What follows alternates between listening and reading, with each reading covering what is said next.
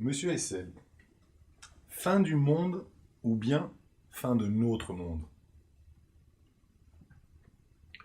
Nous vivons dans le monde. Il faut savoir ce que nous entendons par monde.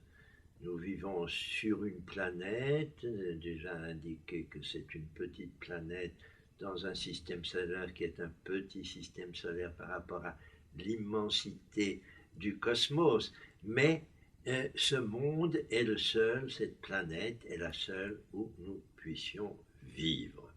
Elle-même vit dans l'espace et dans le temps. Elle existe depuis un certain temps, pas depuis toujours. Elle existera pour un certain temps, vraisemblablement pas pour toujours. Les astronomes, qui sont des scientifiques sérieux, nous disent que le Soleil ne brûlera pas éternellement. Nous vivons donc dans un monde fini, dans un monde spatialement fini et vraisemblablement aussi temporairement fini.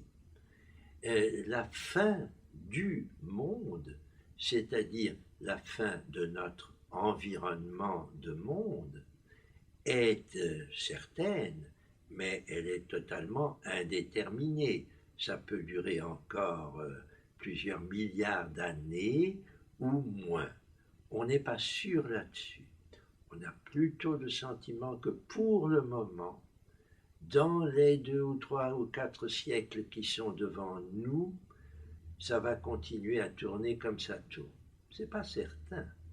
Et nous savons déjà que le monde, notre planète est menacée.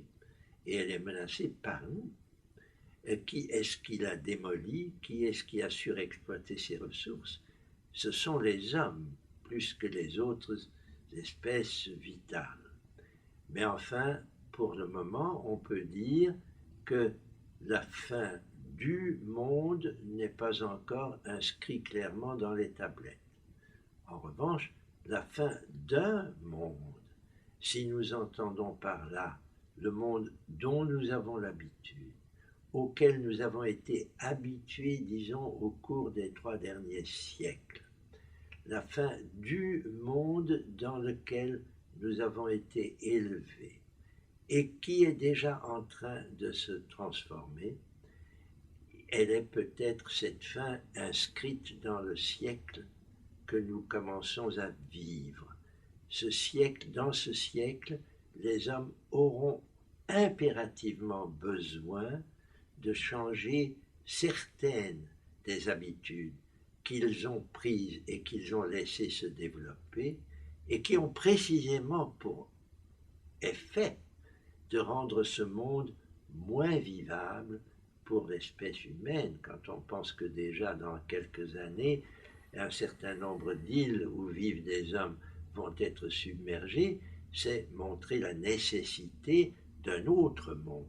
Donc si nous opposons l'idée abstraite de fin du monde peut-être, mais on ne sait pas, à l'idée très concrète de la fin d'un monde, et si nous définissons ce monde comme le monde que nous avons vécu au cours du XXe siècle et que nous vivons encore aujourd'hui, alors là, oui, à l'évidence, la fin de ce monde est inscrite dans l'histoire que nous vivons.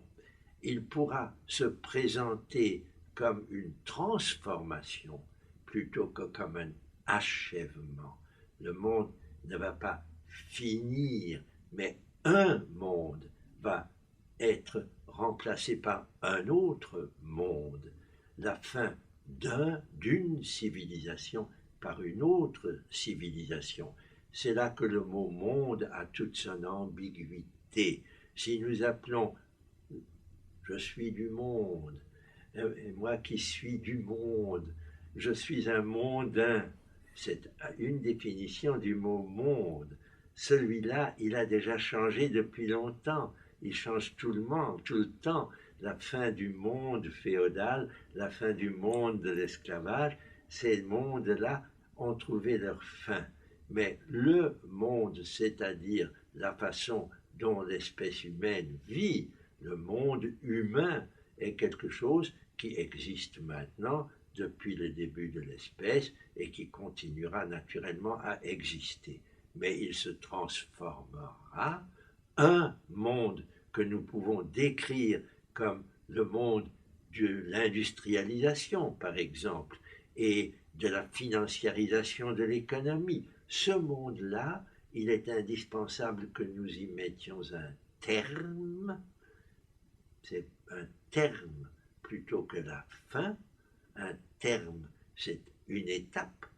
Nous avons à franchir une nouvelle étape et il est souhaitable que nous la franchissions le plus vite possible, mais aussi avec le moins de conflits possible, c'est-à-dire que la fin de ce monde voué à l'échec et qui doit être remplacé par un monde plus harmonieux se passe sans trop de destruction.